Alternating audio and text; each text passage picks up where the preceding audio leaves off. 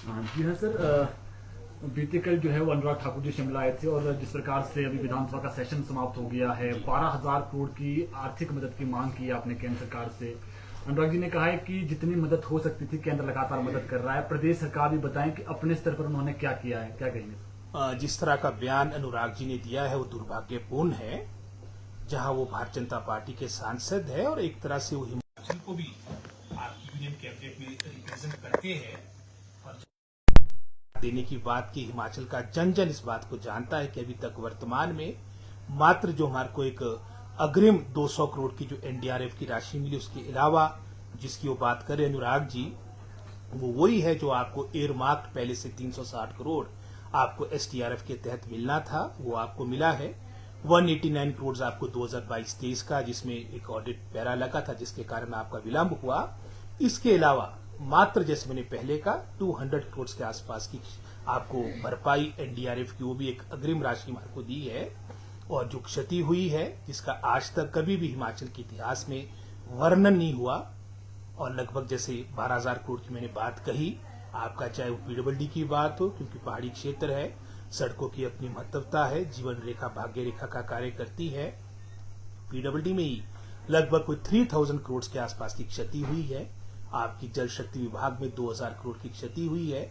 और जहां तक तो हिमाचल प्रदेश की बात वो कर रहे हैं कि हिमाचल प्रदेश क्या कर रहा है, हमारी सरकार क्या कर रही है, वो मैं समझता हूं जन जन हिमाचल प्रदेश का इस बात को जानता है कि आज सरकार ने सभी जो हमारी चाहे फ्लैगशिप कार्यक्रम्स की बात थी, जो हमारी अन्य मैं समझता हूं, और चाहे हमारी बजटरी जो हमारी कमिटमेंट्स थी, उसको मैं समझता हूं अभी पहली प्राथमिकता अपनी राहत, अपने रिहेबिलिटेशन, पुनर्वास को देते हुए दी है।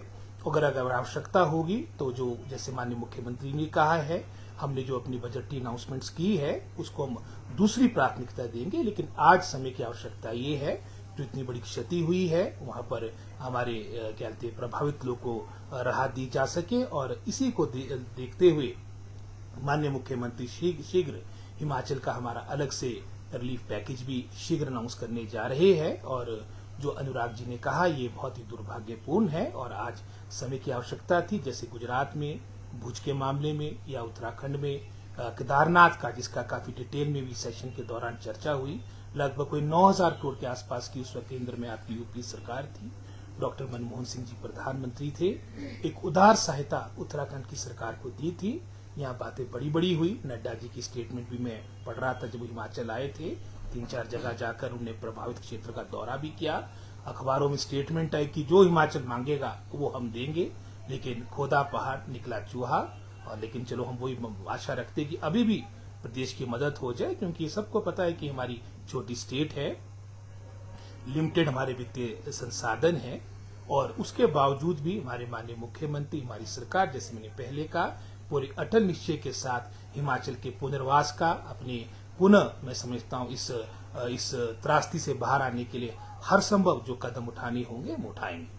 सर, स्कूलों में मिड डे मील अभी बड़ा मसला चल रहा है। पिछले 5 महीनों से ना तो बजट जारी हुआ है और ना ही वेतन मिड डे मील वर्कर्स को मिली है। ये मैं समझता हूँ इसमें भी केंद्र से मार्को, क्योंकि गवर्नमेंट ऑफ इंडिया की मिड डे योजना है, मिड डे मील योजना है, इसमें मार्को अभी तक पैसा नहीं मिला था।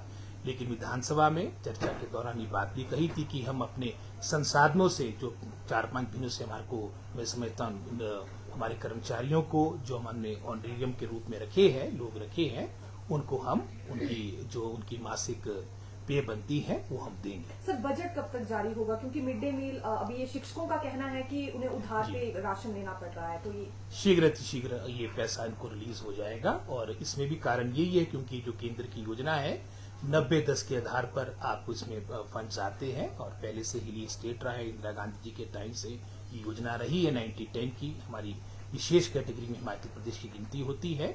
लेकिन गत 5 महीनों से हमारे को जब से नया फाइनेंशियल ईयर प्रारंभ हुआ है, केंद्र से पैसा नहीं मिला, और यही कारण है इसमें जो विलंब हो रहा है। सर, प्रदेश में काफी लंबे समय से भर्तियां नहीं हो पाई है। आपके महकमे की बात करें तो 5,000 से ज्यादा भर्तियों का अप्रूवल मिल गया है, लेकिन नहीं हो पाई। कब तक भर्तियां शुरू होगी सर? मैं आप जानते हैं कि उसका मुख्य कारण ये जो हमीरपुर में जो आपका पिछली सरकार के कार्यकाल के दौरान जो चयन आयोग की अनियमितताएं निकली है, वो उसका प्रमुख कारण है। वहां पर सारी बातें अंडर इन्वेस्टिगेशन है।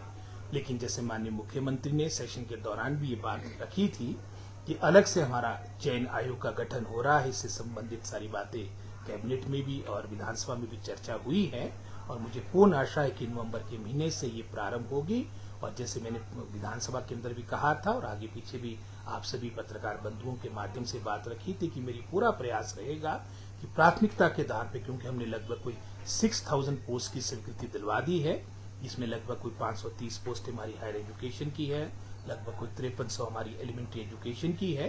ये हमारी नियुक्तियां प्रारंभ होगी और इसमें से भी एलिमेंट्री एजुकेशन की जो 5300 के आसपास की पोस्टें हैं, इसमें से भी 2521 पोस्टें जो हमारी मैं समझता हूँ बैच वाइज जो आपकी अपॉइंटमेंट्स होनी है वो प्रक्रिया प्रारंभ हो सर लगभग ये 21,776 के करीब आंकड़ा बताया जा रहा है। सर कारण क्या है और प्रारंभिक शिक्षा विभाग में सबसे ज्यादा पद क्यों खाली है? क्या जेबीटी वाला मसला लटक गया था इस वजह से या फिर कुछ? काफी टाइम से जो बीएड नॉन बीएड का भी जो विषय रहा है और पिछली सरकार के टाइम में रिक्रूटमेंट नाम मात्र हुई है और जैसे मैंने कहा 6000 पोस्ट की हमने सैंक्शन ले ली और इसके अलावा भी 3,500 पोस्टें हमने इससे पहले आपकी प्रमोशन के माध्यम से, उदाहरण के तौर पे प्रिंसिपल्स की प्रमोशन पिछले 6 वर्षों से नहीं हुई थी। हमने लगभग 76 लोग को प्रमोट करके जितने भी हमारे दुर्गम हमारे गवर्नमेंट डिग्री कॉलेजेस थे, चाहे चंबा की बात हो, सिरमौर की बात हो, सभी जगह अधिकतर आपके प्रिंसिपल्स की नियुक्तियां कर दी है। आपकी स्कूल कैडर के भी लगभग कोई 250-300 प्रिंसिपल्स के पद भरे हैं। इतने ही पद हमने हेडमास्टर्स के भरे हैं। लगभग पीजीटी के लगभग कोई 400 के आसपास की नियुक्तियां हुई है प्रमोशन के माध्यम से। अभी भी ये प्रक्रिया प्रारंभ है और मेरा पूरा प्रयास रहेगा कि कुछ महीनों के अंदर जो ये शॉर्टफॉल है, जो गैप है, इसको पूरा किया जा सके। सर ट्रांसफर्स को लेकर सबसे ज्यादा मारामारी हमें शिक्षा क्षेत्र में ही देखने के लिए मिल रही है, क्या कहेंगे? तो उसका कारण मैडम सबसे बड़ी बात यही है कि उसमें आधा विभाग तो शिक्षा विभाग ही है, जहाँ टोटल आपकी मैन पावर लगभग कोई 2.5 लाख कर्मचारी अधिकारी है हमारे पूरे हिमाचल सरकार के अधिकारी, उसमें से लगभग कोई 50% के आसपास उसमें हमारे शिक्षा विभाग के हमारे टीचर्स हैं, नॉन टीचिंग स्टाफ। तो यही कारण है कि इसमें स्वाभाविक है जब आपकी संख्या ज्यादा होगी तो ट्रांसफर भी ज्यादा होगी और ये कारण हो सकता है जो आप ये बता रहे कि ट्रांसफर क्यों होती है ज्यादा शिक्षा विभाग में, क्योंकि 50% से अधिक आपके जो हमारा स्टाफ है, जो हमारे अधिकारी कर्मचारी टीचिंग नॉन टीचिंग स्टाफ है, वो हमारे शिक्षा विभाग के हैं। सर 2 सवाल है, छोटे छोटे सवाल है। एक तो सर साल खत्म होने को है, हर साल बजट आता है केंद्र से एनटीटी टीचरों को लेकर के 41 करोड़ के आसपास हमेशा लैप्स होता है सर। ये भर्तियां क्यों नहीं हुई? पिछली सरकार में भी नहीं हुई भर्तियां, अब भी 1 साल होने को आ गया है सर। और दूसरा सवाल सर इसी में फिजिकल एजुकेशन के जो टीचर हैं उनके भर्तियां नहीं हो पा रही। क्राइटेरिया रखा गया कि स्टूडेंट होना जरूरी है। क्या आप मानते हैं कि ऐसे जो क्राइटेरिया वाला जो सिस्टम है जहाँ से स्पोर्ट्स मैन निकलना है स्कूलों से, वो नहीं निकल पा रहा है? जी जी, मेरा पूरा प्रयास रहेगा कि इस साल कम से कम ये एनटीटी के जो बजट की आपने बात कही कि इसका ये लैप्स ना हो और हम इससे संबंधित शीघ्र अपनी एक पॉलिसी जिसके माध्यम से आपकी भविष्य में एनटीटी की रिक्रूटमेंट हो हम कैबिनेट में लाएंगे और जैसे हमारे को वहां से अप्रूवल मिलेगी हम ये प्रक्रिया प्रारंभ करेंगे। सर 100 बच्चों वाली कंडीशन हटेगी ड्राइंग मास्टर भर्ती में, क्योंकि इनका कहना है कि सीएम सुक्खू ने इस तरह के कोई आदेश जारी किए हैं। हाँ, सीएम साहब का मेरे भी अखबार में पढ़ी है स्टेटमेंट, ये विभाग के विचाराधीन है, लेकिन सबसे महत्वपूर्ण ये है कि हम जो भी रिक्त पड़े स्थल इनको भरा जाए और अभी मैं समझता हूँ जो ये आपने मैटर मेरे संज्ञान में लाया है, सीएम साहब की स्टेटमेंट भी पढ़ी है, ये विभाग के मामला विचाराधीन। लास्ट सवाल है, डेपुटेशन का एक बड़ा मुद्दा है प्रदेश में, आपको मालूम है, हालांकि आपने उसमें वो भी किया। ग्रामीण स्कूलों में टीचर अभी भी नहीं है, बहुत सारे ऐसे हैं, चाहे चंबा की बात करें या फिर मंडी, बहुत सारे जिलों की बात करें। क्या सर ये डेपुटेशन वाला मसला? हमारी सरकार के समय में इस बात को बिल्कुल दावे से कह सकता हूँ नाम मात्र डेपुटेशन हुए, बल्कि हमने जो पिछली गवर्नमेंट के टाइम में जब ताबड़तोड़ आपके डेपुटेशन हुए थे अधिकतर हमने कैंसिल किए। कुछ ऐसी जगह आपके डेपुटेशन वर्तमान में रह गए, उदाहरण के तौर पे जैसे बीबीएमबी का प्रोजेक्ट है हमारा, तो उनके साथ हमारा समझौता है कि कुछ स्टाफ हिमाचल सरकार का वहां पर रहेगा और हमारे ही लोग को सर्व कर रहा है ये क्षेत्र जहां पर ये स्कूल्स बने हैं, या कुछ चंडीगढ़ में है तो वहाँ की जो पे है वो वहीं पर जो हमारे बॉडीज है, उदाहरण के तौर पे हमारी सीआरटी है वो ही देती है।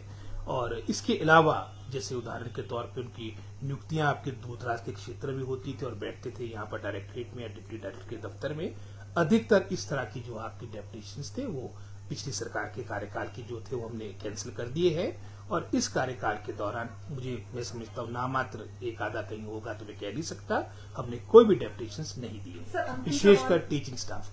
सर जेबीटी और आंगनबाड़ी वर्कर्स को क्या एनटीटी भर्ती में मौका मिलेगा? ये 3-4 ऑप्शंस है, ये सारी बातें कैबिनेट में जाएगी और कैबिनेट की मोहर के बाद ही मैं इसके बारे में अंतिम रूप में कह पाऊंगा।